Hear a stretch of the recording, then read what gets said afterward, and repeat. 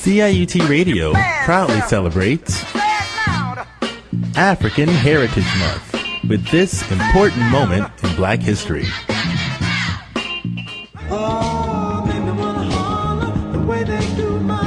In 1932, the Tuskegee Institute, a historically black college, initiated a study to gain information about and protect the public of Macon County, Alabama from syphilis, a disease that at the time was not wholly curable.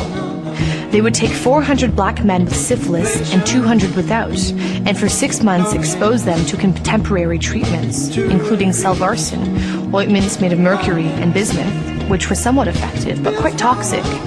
Money was set aside by the Rosenwald Fund to cure the patients. Problems emerged. The Rosenwald Fund removed funding due to the stock market crash of 1929. It was thought that the experiment would end. However, the doctors of the study decided to make it a prospective study to see what exactly happens to a person when they are not treated for syphilis. Most of the participants of the study were poor black sharecroppers, many illiterate. Throughout the study, they were told that they were being cured for syphilis when often they were receiving nothing at all. Further still, by convincing the participants that they were getting special treatment, they subjected the men to spinal taps.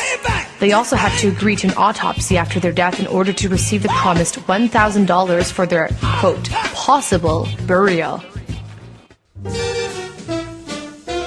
Even when penicillin became the standard procedure for treating syphilis in 1947, these men were denied treatment. The study ended when Peter Buxton, a venereal disease investigator, raised moral issues with the experiment. The Center for Disease Control rejected his claims and decided to continue the study until all the men had died and been autopsied. When Buxton went to the press in 1972, the study finally ended. At the end of the study in 1972, 40 years after it began, only 74 of the test subjects were still alive. 28 of the men had died directly of syphilis. 100 were dead of related complications. 40 of their wives had been infected.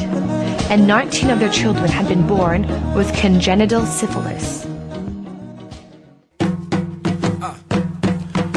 Find out more for yourself about the history of people of African descent and their contribution to world history, all throughout African Heritage Month on CIUT 89.5 FM.